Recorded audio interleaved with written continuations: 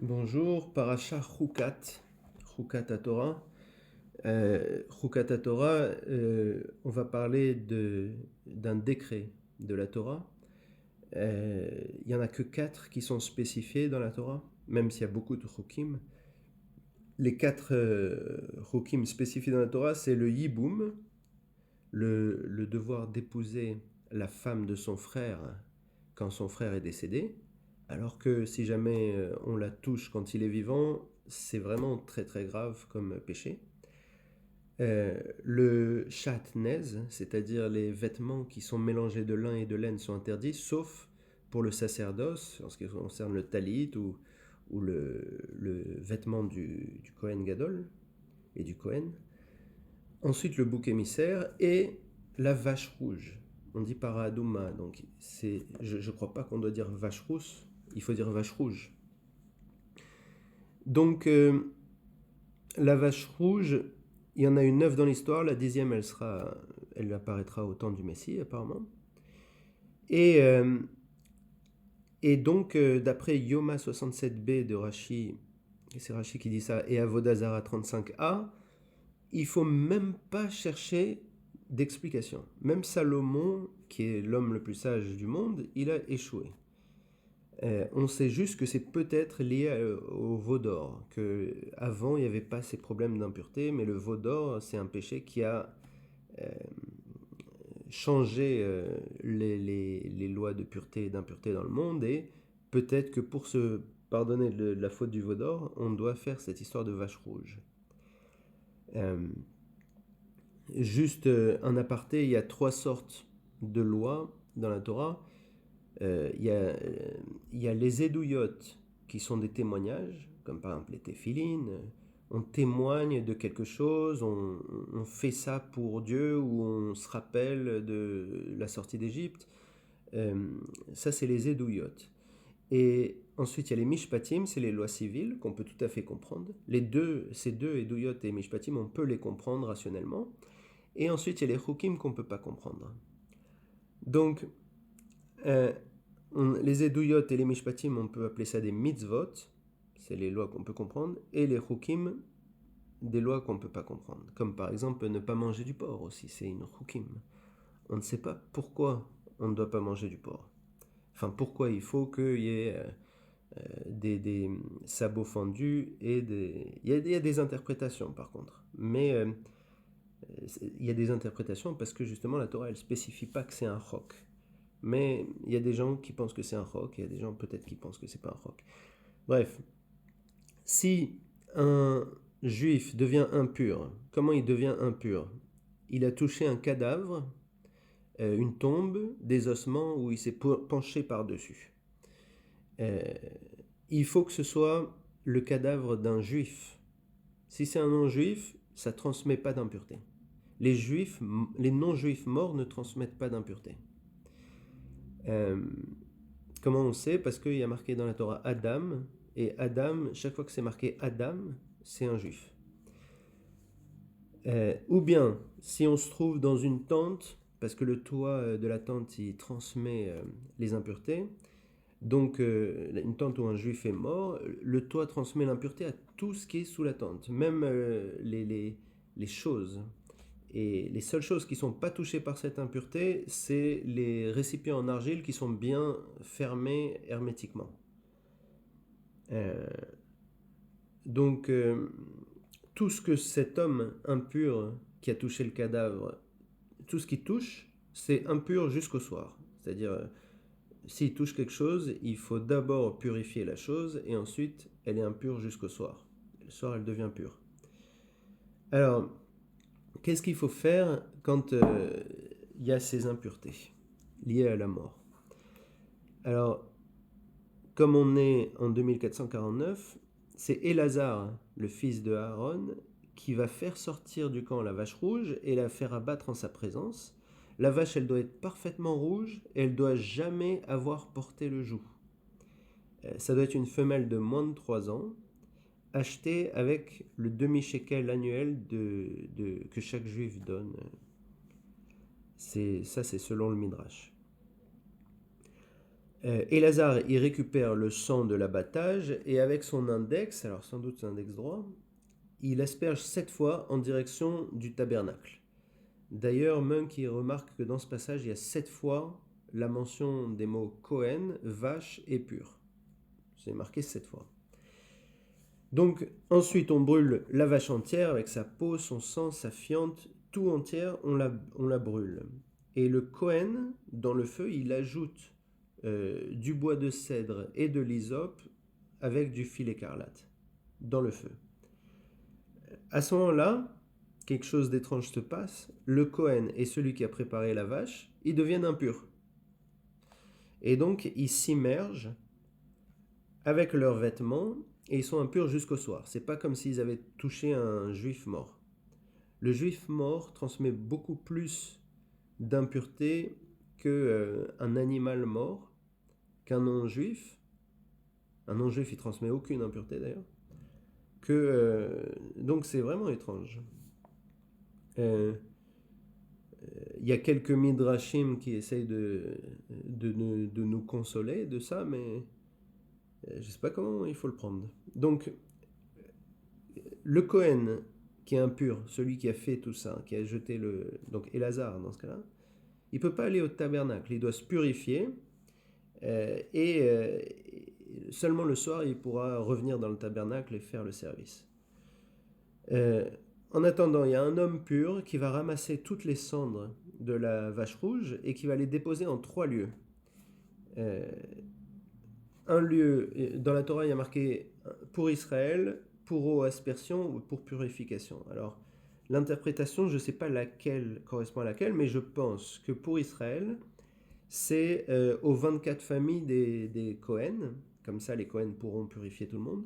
Pour l'eau d'aspersion, c'est pour celui qui a fait le service là qu'on vient de décrire, qui est impur. Donc lui, ça va être au mont des Oliviers, au temps du temple, selon Barthénora. Et pour purification, ça, c'est dans la zone extérieure du parvis du tabernacle. Alors maintenant, comment on purifie? On a vu comment on prépare les cendres. On prend de l'eau source, on mélange avec un peu de cendre dans un récipient, et un homme pur, il va prendre de l'hysope, il va tremper dans l'eau, et il va asperger tous les ustensiles qui sont la tente aussi, et les personnes impures, le 3e et le 7e jour de leur impureté. Donc si quelqu'un est mort jour 1, 3e jour et 7e jour, on fait cette chose, et au 7e jour, l'homme impur, il s'immergera et il sera pur le soir. Maintenant, celui qui a fait le mélange et celui qui asperge toutes les choses, le 3e et le 7e jour, eh ben, lui aussi il devient impur quand il fait ça. Lui, il devient impur d'avoir aspergé. Et donc, ce qui fait le 3e et le 7e jour, c'est qu'il s'immerge, lui et ses vêtements, et il est impur jusqu'au soir. Donc, jusqu'au soir du 3e et du 7e jour. Donc, 38 ans plus tard, on fait un bond temporel dans cette paracha. On était le 1er Nissan 2449 et tout d'un coup, on est dans le désert de Tzin le 10 Nissan 2487 à Kadesh. Et c'est apparemment il y a 2 Kadesh. C'est le Kadesh de Tzin, celui-là. C'est pas le Kadesh de Paran. Alors je sais que Ramsès II, il a fait une grande bataille contre les Hittites. On ne sait pas qui c'est qui a gagné. Ramsès II, il dit que c'est lui. Mais c'était à Kadesh et on ne sait pas lequel Kadesh c'est du coup. Enfin, moi je ne sais pas, peut-être qu'on sait. Et ben, qu'est-ce qui se passe le 10 Nissan 2487 dans le désert de Sin? Myriam meurt. Et j'ai pas réussi à comprendre à quel âge elle est morte. Le Heartscroll il dit 125 ans, Munk il dit 130 ans, Seder-Olam il dit 127 ans. Donc il y a trois versions. Elle est morte par baiser divin, on appelle ça. Les 3 patriarches, Moïse, Aaron et Myriam, sont morts par baiser divin, mais c'est pas dit dans la Torah pour Myriam parce que c'est pas convenable. Mais c'était, paraît-il, une mort extraordinaire. Du coup, comme elle avait le mérite, comment on sait d'ailleurs qu'elle avait le mérite? Parce qu'il y a un manque d'eau. Les Juifs n'ont plus d'eau. Donc de là, on sait que par son mérite, les Juifs avaient beaucoup d'eau. Donc à ce moment-là, Israël se plaint. On a vu que chaque fois qu'Israël se plaint, il y a une punition qui arrive, mais cette fois-ci, Or Hachaim, il dit que cette plainte elle est complètement légitime parce que la mort par la soif est terrible, donc Dieu est indulgent. Donc Hachem il dit à Moïse et à Aaron, prends un bâton et parle au rocher. Donc il a dit ça à Moïse et à Aaron. Vous notez ça, mais c'est Moïse qui va prendre le bâton et qui va devoir parler au rocher.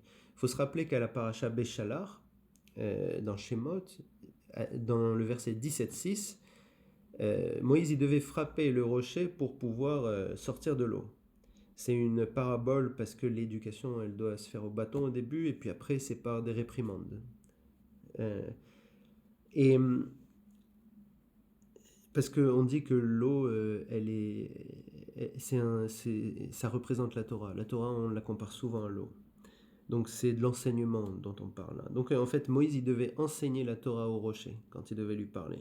Et l'eau serait sortie, ça aurait fait un très, très beau Kiddush Hashem, sanctification du nom de Dieu, pour Dieu. Mais qu'est-ce qu'il a fait, Moïse? Moïse, il dit, peuple rebelle. Donc, alors que Dieu, il est indulgent avec le peuple, Moïse, il est toujours dans l'idée que si le peuple se plaint, eh ben, il faut le réprimander. Et il ne faut pas oublier que sa sœur, elle vient de mourir aussi. Hein. C'est vrai que si vous avez eu quelqu'un dans votre famille qui est mort, dont vous étiez très proche, vous n'avez pas envie de parler à qui que ce soit, en général, c'est là qu'on peut être très nerveux. Donc, peuple rebelle, allons-nous faire sortir l'eau de ce rocher? Et il dit allons-nous, et pas Dieu va faire sortir de l'eau. Et ensuite, il frappe 2 fois au lieu de parler, et l'eau jaillit. Donc Rashi, il dit que la faute, c'est parce qu'il a frappé au lieu de parler. Rambam, il dit parce qu'il était en colère. Il a dit peuple rebelle et il a frappé 2 fois. Et Ravananel, qui est suivi par Ramban, il dit parce qu'il a dit nous au lieu de Dieu. Donc l'eau elle jaillit, mais Hachem il dit à Moïse et à Aaron, parce que Aaron il a rien dit, vous n'avez pas cru en moi pour me sanctifier, vous ne mènerez pas le peuple en Israël. On dit dans la terre. Donc il ajoute ce sont les eaux de la discorde, et ça fait la référence au passage où les astrologues égyptiens avaient prédit que le sauveur d'Israël il serait perdu par des eaux. Et c'est pour ça qu'ils avaient mis des bébés juifs dans le Nil. Ils avaient mal interprété ce signe. Et donc, en fait, c'est ce moment-là, parce qu'il a frappé le rocher, que Moïse, maintenant, il est perdu, il ne va pas pouvoir rentrer en Israël. En plus, il va mourir. Donc, vraiment, ils ont quelque chose, les astrologues. C'est juste que l'interprétation, elle est jamais comme ils pensent. C'est comme quand ils ont prédit qu'il y aurait du sang dans le désert et en fait il s'agissait juste de la circoncision. Donc Dieu il continue, il dit et donc Dieu il a été sanctifié bam par, alors on ne sait pas ce que c'est dire bam, est-ce que c'est par eux, Moïse et Aaron, par le fait qu'ils sont punis, ils vont mourir, c'est Rashi qui dit ça, ou par les eaux qui sont sorties selon Ramban. Alors maintenant, on passe à un autre sujet, c'est la conquête d'Israël. Donc, pour conquérir Israël, c'est enfin, après tout ce temps, on n'a fait que parler de la traversée du désert. Ça vient de là, cette expression, sans doute, la traversée du désert, qui était très compliquée et plein d'embûches. Maintenant, on va conquérir Israël. Mais c'est pas tout de suite. Moïse, il demande à Édom de traverser son territoire. Il promet qu'il va jamais gêner. Il va même payer pour l'eau alors qu'il n'en a pas besoin, puisqu'il a le puits, le rocher qui les suit. mais c'est une mitzvah quand vous êtes invité, pas chez des amis, mais quand vous êtes euh, chez un hôte, si jamais c'est gratuit, il faut payer quelque chose pour que ce soit profitable pour lui. Euh, il explique qu'ils ont souffert, les Juifs, on a souffert et nos pères aussi, parce que les patriarches ils souffrent dans la tombe quand Israël souffre. Mais il y a un refus catégorique d'Édom de laisser passer les Juifs. Donc Moïse insiste, il dit on passera pas par le milieu, on passera même par les petits chemins. Et là, Édom, il envoie son armée. Et les Juifs, ils ont l'interdiction d'attaquer Édom. Donc les Juifs, ils doivent partir. Ils vont de Kadesh, ils sont à Kadesh, de Tzin, et ils vont au mont Hor. Mont Hor, c'est-à-dire montagne de montagne. Parce que c'est une sorte de petite montagne qui est sur une grosse montagne. Ça représente symboliquement la double couronne de Aaron, qui avait la couronne du Cohen et la couronne de celui qui s'y connaît en Torah. Et le mont Hor, c'est le mont où Aaron va mourir. Donc, Hachem, il annonce à Moïse et à Aaron que Aaron va mourir. Ils vont aller sur le mont Hor et c'est Elazar Cohen qui va le succéder. Donc, Aaron, il commence à monter sur la montagne, on lui enlève ses vêtements de Cohen Gadol et on les donne à son fils Elazar Cohen. Il a eu la joie de voir son fils lui succéder. Il y a Shabbat 30a, le traité Shabbat 30a, qui dit que les justes, ils savent le jour de leur mort. Ils sont avertis.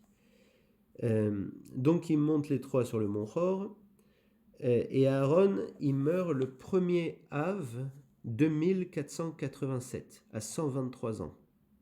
Ça, on le sait, 123 ans. Et la communauté, elle observe 30 jours de deuil. On peut se demander pourquoi ils n'ont pas observé de deuil pour Myriam. Mais pour Myriam, apparemment, ce qui était le plus important, c'était que l'eau, elle avait disparu. Mais Aaron, lui aussi, il a un mérite, c'est les nuées. Donc, les Juifs, ils vont perdre les nuées protectrices. Donc, ils vont être sans protection. Ils ont réussi à observer 30 jours de deuil, donc on est le mois suivant, on est, je crois, Tishri. Qu'est-ce qu'il y a après Av? Non, c'est Elul. Donc 30 jours de deuil. Et donc, le roi Arad, il entend que Aaron était mort. Arad, c'est un Amalécite. Il est de Amalek. Les gens de Amalek sont blancs, mais les Cananéens sont noirs parce qu'ils descendent de Ham. Et alors, vous avez vu, il y a deux fois où les Amalécites ont attaqué Israël. La première fois, c'était dans le désert quand ils venaient de sortir d'Égypte. Ils ont attaqué Israël de manière vicieuse. Mais Moïse a prié contre Amalek et Amalek a perdu. Il y a eu la deuxième fois quand les Juifs qui n'ont pas voulu écouter Moïse y sont allés et là ils se sont fait mis en pièces. Donc le roi Arad, il a compris que la prière est une grande protection du peuple juif. Donc ce qu'il va faire pour attaquer Israël, il va se déguiser en cananéen, en noir. Donc il va déguiser sa peau, il va prendre les habits des Cananéens et il va attaquer Israël. Et quand Israël va prier contre les Cananéens, eh ben, la prière va avoir aucun effet. Et ils ont réussi à faire une capture, une esclave non juive.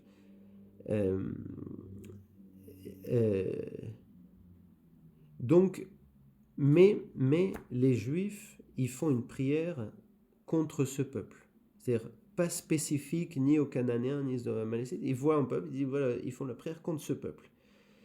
Donc il gagne, Israël, il gagne, et à Chorma, c'est justement l'endroit où, si vous vous rappelez, les Juifs avaient été mis en pièces, les Juifs qui étaient allés en Israël après la faute des explorateurs.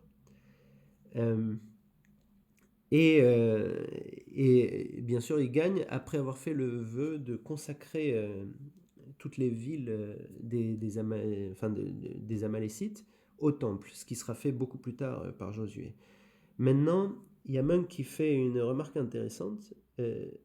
il dit que c'est pour ça qu'on se déguise à Purim. Je me demandais souvent pourquoi on se déguisait à Purim, parce que l'histoire des sorts de la reine Esther n'a rien à voir avec les déguisements. Alors du coup, en fait, ça vient de là, parce que Aman, c'est un Amalécite, Aman de l'histoire d'Esther, et on voit que les Amalécites, ils ont une tradition d'attaquer les Juifs. Dès que les Juifs sont un peu faibles, ils en profitent pour attaquer. Et, et donc, comme là, ils s'étaient déguisés, maintenant, à Purim, on se déguise parce que les Amalécites, c'est un tout. C'est pas seulement Aman et l'histoire d'Esther, c'est depuis toujours, c'est nos ennemis. Donc, Israël doit contourner Édom. Donc, ils sont dans le mont Hor, ils sont restés 30 jours, ils ont été attaqués par les Amalécites. On est en Elul, ils vont vers la mer des Joncs. Et les Juifs, bien sûr, ils se plaignent. Ils se plaignent parce que c'est embêtant, ils devaient aller en Israël et ils doivent contourner maintenant. En plus, ils en ont marre de la manne. Ils disent on veut du pain et de l'eau. On n'aime pas le goût de la manne. Ils se plaignent de ça et ça, c'est pas une plainte raisonnable. Donc Dieu, il envoie des serpents brûlants qui vont tuer une multitude de Juifs. Et tout d'un coup, les Juifs se repentent, ils implorent Moïse, ils lui demandent pardon. Il faut toujours pardonner quelqu'un qui s'excuse. Donc Moïse y prie et Hachem lui explique qu'il doit prendre un serpent, le mettre sur une perche, et tous ceux qui vont voir le serpent, euh, ils vont guérir. Maintenant, comment il va faire le serpent? Moïse, de son propre chef, il décide de le faire en cuivre. Alors, le serpent en hébreu, ça se dit nachash, et le cuivre, c'est necheshet, narchet. C'est la même racine, sauf qu'il y a un tav après. Donc, le fait qu'il l'ait fait en cuivre, ça prouve que la Torah elle est écrite en hébreu. Elle a été écrite en hébreu parce qu'il a voulu faire ça, parce que ça se rapprochait dans les lettres. C'est Munk qui dit ça. Donc, il perche le serpent et celui qui regarde le serpent est guéri. Donc, après, ils campent à Ovot. Ensuite, ils vont dans les ruines face au désert de Moab. Il faut savoir que ils n'ont pas le droit d'attaquer Moab et Ammon, qui sont sur les territoires qui ont été cédés à Lot. Lot, il avait 2 filles. Avec ces 2 filles, les 2 filles ont eu 2 enfants avec leur père parce qu'ils croyaient que c'était la fin du monde. Donc ils ont couché avec leur père. Et donc, il y a une fille qui appelait son fils Moab et l'autre qui s'appelle Ammon. Et Moab, ça veut dire de mon père. Ça montre que la fille n'était vraiment pas discrète sur la faute qu'elle a faite. Alors que Ammon, c'est beaucoup plus discret. C'est un rapport avec mon peuple, de mon peuple. Donc, pour remercier la discrétion de la fille qui a eu Ammon, les Juifs n'ont même pas le droit de provoquer les Ammonites. Par contre, ils ont le droit de provoquer les Moabites sans les attaquer, mais ils ont le droit de les provoquer, de leur faire peur, de les intimider. Donc, depuis le désert de Moab, ensuite ils vont à la vallée de Zared, et ensuite ils s'arrêtent au Arnon, c'est un fleuve, à la frontière de Moab et de l'Amoréen. Sur le chemin, à Arnon, à côté d'Arnon, il y a les Émorites, pas les Amoréens. Les Émorites qui tendent un piège aux Juifs. Mais ils se font écraser par les montagnes qui bougent et les Juifs y passent sans même voir qu'il y a eu un miracle. Mais le fleuve d'Arnon, il devient rouge. Il y a comment dire, des trésors qui passent. Et à ce moment-là, il y a 2 lépreux, dont un qui s'appelle Et, comme Ethereum, qui voient tout ça et les Juifs ils comprennent que c'est un miracle et à ce moment-là, ils font une shira, une chanson sur le puits de Myriam.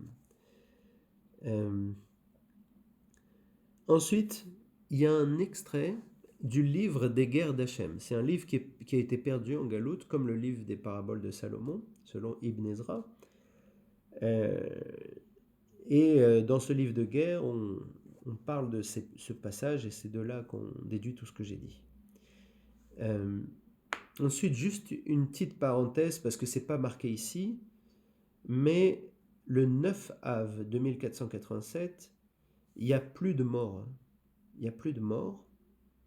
Et vous savez que chaque année, le 9 Av, il y a plus de 15 000 juifs qui sont morts pour le péché des explorateurs.